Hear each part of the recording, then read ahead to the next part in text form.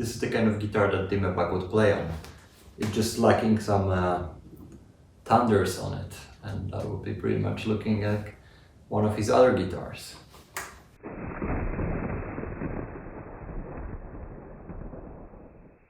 Hi, this is Michał and this is EB Register. My mission is to document every Ibanez guitar ever made. Today I'm looking at this Japanese-made Ibanez Destroyer DG350.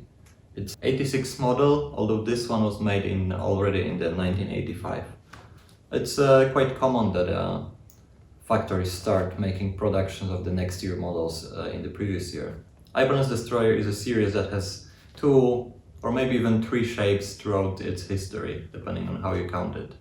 First models were basically Gibson Explorers copies, and they started being produced in mid-70s or even early 70s, and it stopped around 1978 when the whole lawsuit thing happened between Gibson and Ibanez. Around that time Ibanez started doing their own design, and one of the first designs they made was Ibanez Iceman. In 1980, Destroyer 2 debuted with 2 models, DT50 and DT400. It was similar to Explorer but different enough. The Destroyer with the cut-off back, which is nicknamed Star Destroyer because of the star shape, first appeared in the 1985. It was model DT250. Most Destroyers were in the full shape, and there were only 3 guitars in the Destroyer series with this cut-off back. It was DT250 with the single locking power rocker tremolo. It was DT250 with the double locking pro rocker tremolo, and presented here DG350, although initially it was called DT355. That name never went out of factory, and in official catalogs it was called DG350. This DG350 is equipped with the Edge bridge, which by many people is considered the best implementation of the Floyd Rose patent and one of the best double locking tremolos ever made. In 1987 this model went through some modifications and was renamed to DG351, but the differences are very minimal. The naming convention in the Destroyer series is not as uniform as in RG series. It seems like the higher the model, the richer are the features, but there's no way to figure out the pickup configuration or like woods that it was made of. And generally the Destroyers are in a 2 humbucker configuration or 3 humbucker configuration. They were also using multiple series prefixes, most notably DT and DG. DG was only used around 86 and 87. As I said, this guitar initially was supposed to be named the DT355, but they suddenly named the idea to have DG350. And I think it's a similar concept, like Roadstar changed the name for RS to RG, suggesting Roadstar guitar, so maybe DG was like Destroyer guitar. And but like around 88 they came back to the old DT naming convention, so I guess it didn't stick. So in this case DG350 doesn't mean anything special, there's nothing to decode out of that name, but at least let's try to decode the serial number. F854557. So first thing when you think F is like Fuji and factory, but that naming convention came to be around 87. And this is still the old naming convention when the first letter is the month of the production, so F will mean June, and next to letters 85 is the year of the production. And 4 other numbers, just sequential number, 4557. So this is 86 model, but it was already built in June 85. Or actually the plate on the neck was stamped on June 85. And maybe it was just somewhere in the bottom of the pile to pick up from, I think. And you know, this guitar was probably made like late in the 85. DG350 was available in 4 colors. Black, which was just like a solid color. And this one is believed to be built just out of basswood. There was no need to put like a decorative maple top on top. And 3 colors with a basswood body and maple top. There was a amber, which was just a maple top colored amber with black binding, just like this one. And there were 2 colors with this kind of reverse burst kind of situation, where there is solid color in the middle and the white burst around it, and also with the black binding. This one, the Marine Pearl, that was originally blue color, but because the clear coat yellowed over it, and it's now more like kind of cream instead of white, this also impacts how the blue is seen. It's more greenish right now. The other color is Wine Pearl, and it's kind of like this wine, a bit going into purple color. It's bolted on with the metal plate with 4 screws. That's also where the serial number is, and also the strap pin. The other strap pin is on the back in that notch. The neck is one-piece maple, but you cannot see it because it's been finished with the white color. There's a rosewood fretboard, 22 frets. The scale is 25.5 inch, so it's more like Fender Ibanez standard. And it's a step away from this Destroyer Origin that came from Gibson Explorer. I believe Gibson Explorer is like 24 and 3/4 inch. This is pretty early installation of the Edge bridge. Edge officially was released in '86, and this guitar was put together in '85. Initially it didn't have the locking stats. This feature came to Ibanez Edge in '87, so I think the DG351, the kind of like upgraded version of this, already had the locking stats. Originally the guitar had 2 V5 humbuckers, so kind of double blade Ibanez humbuckers, but this one had it replaced with some DiMarzios. I have no idea what DiMarzios are those, but we will find out. Input jack is also on the front of the guitar. 3-way toggle is here, so you get like a bridge humbucker, both of them, neck humbucker. Let's take it to the workbench. We're gonna strip it off, change strings, see what's inside. Alright, so we have this beautiful DG350 on the bench. So first thing I like to do is just remove the trem. It's not flushed into the body, it's surface mounted. Similar to the RG410, I talked about it a couple weeks ago, so you can check that video too. You cannot pull up that much with it, so it's probably not going to loosen the springs enough, but I'm going to try it anyway, and if not, we'll just loosen the claw on the back.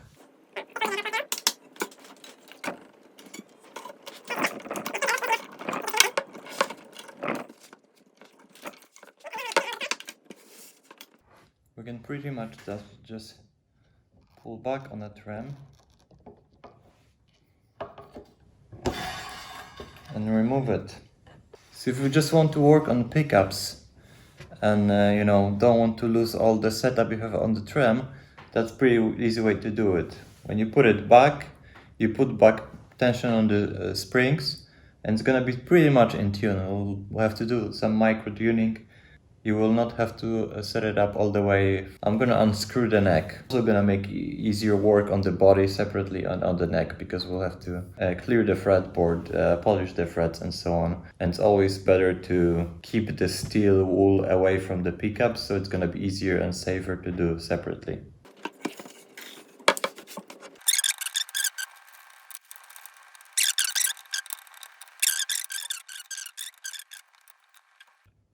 When I remove the neck from bolt on the guitars, I try to pull it down, so in the direction of the screws, so not like pulling into the front or to the back, just like move it away this way. Nice and easy. So the body is stamped with B350 and the neck is also with 350. So it's interesting because I heard that some of them are stamped with 355, the initial model number for this guitar. Those knobs are not original. They look kind of like a Gibson speed knobs. Usually the DG350 would have like a metal knurled knobs, the usual for Ibanez. The pickup selector switch is kind of hard to lock in on those bridge or neck position. It kind of very easily goes into the middle position, but it works, so I'm not gonna do anything about it.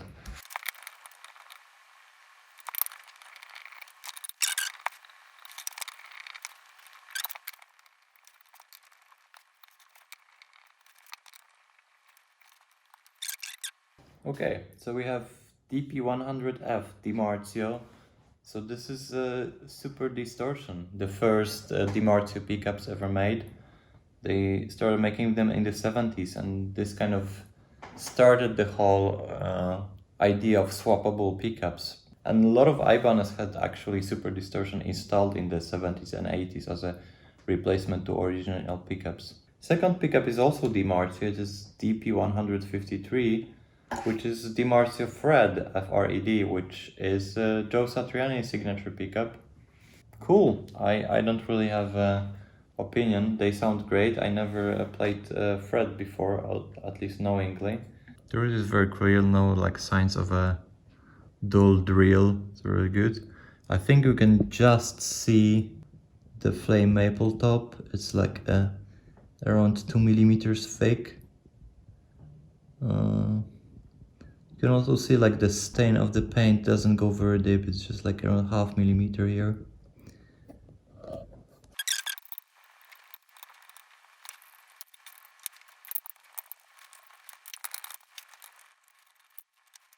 It's quite a lot of cable here. It's probably those DiMarzio pickups with a lot of long wire. Other cavity is you can see 2 potentiometers and the jack. It's not great, not terrible, but it works. So we can also take a look into the trem cavity. I don't have a cover for that. That's been open all the time. One thing that I noticed with this guitar is that the body is not so thick and the body is generally not so big, and you can very loudly hear the springs of the tremolo when you play.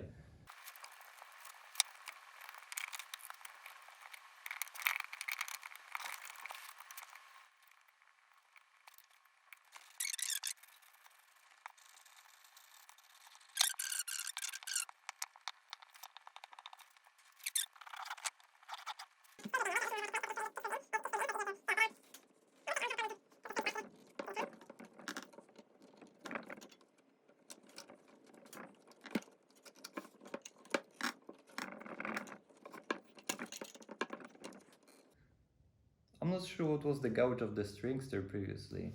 I'm gonna put the set of 1046 because that's what I like on the normal scale and the standard tuning. So maybe this is gonna need some regulation on the close screws, but for now let's keep it the way it is.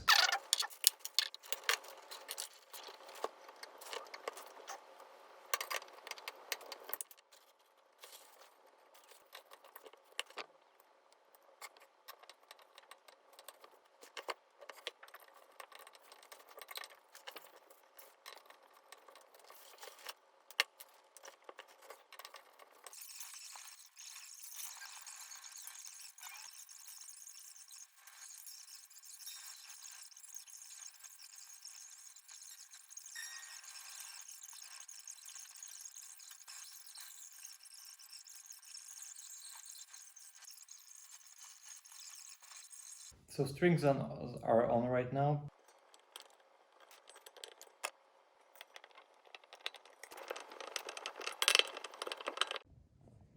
So after I tune it pretty much to the pitch, you can see the bridge is basically where it should be. This plate here indicates the level of the knife edge, and this is pretty much parallel to the body right now. So I'm gonna let those strings stretch a bit and tune it again, lock the pads on the nut, and we'll play that beast. It will not need any additional setup just because I, removed the tremor without moving the claws, and seems like the strings are the same gauge because the tension is similar, so it worked out pretty fine.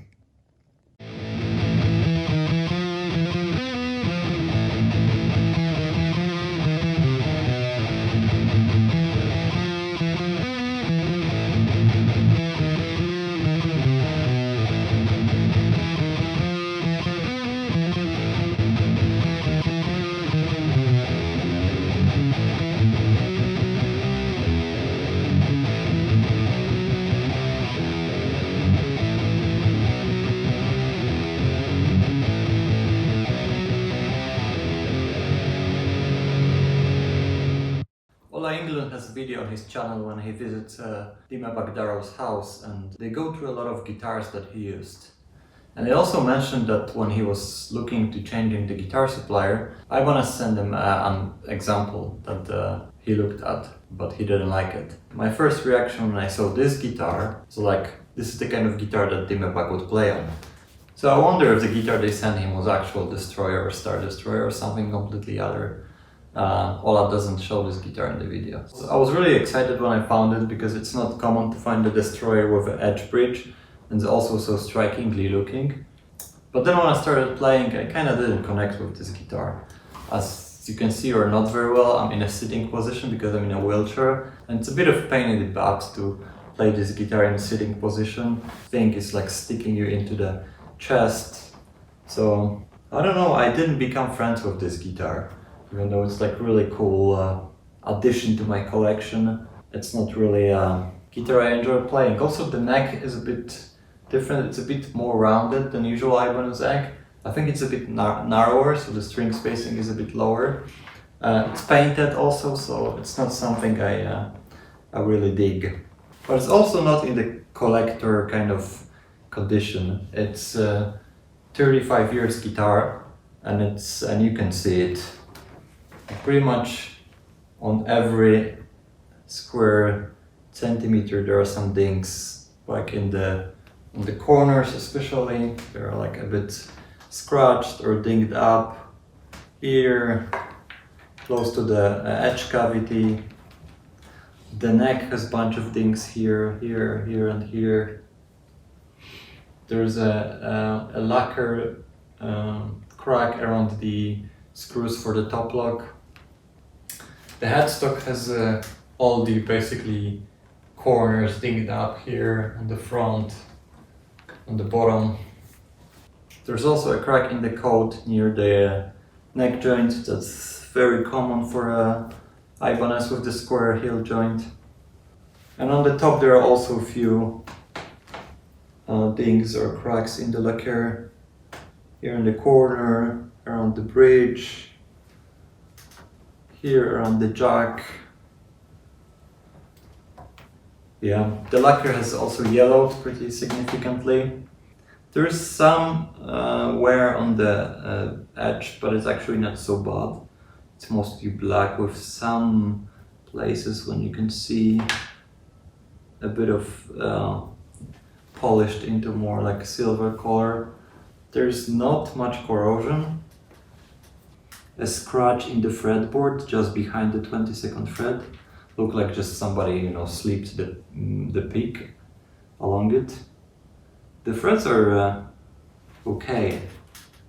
I think they have been like re-chromed because they're a bit flatter than they were usually at that time at Ibanez, but they're all in a decent playable condition.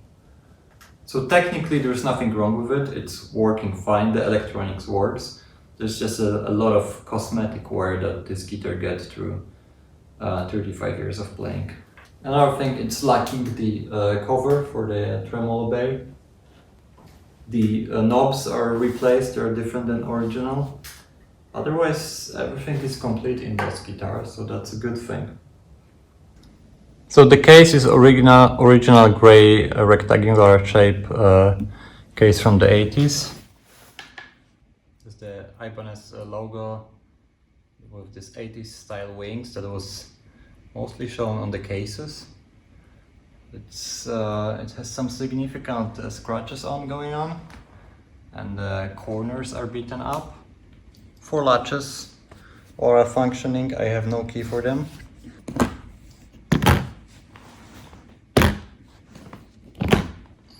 And the internal has been like cut out. It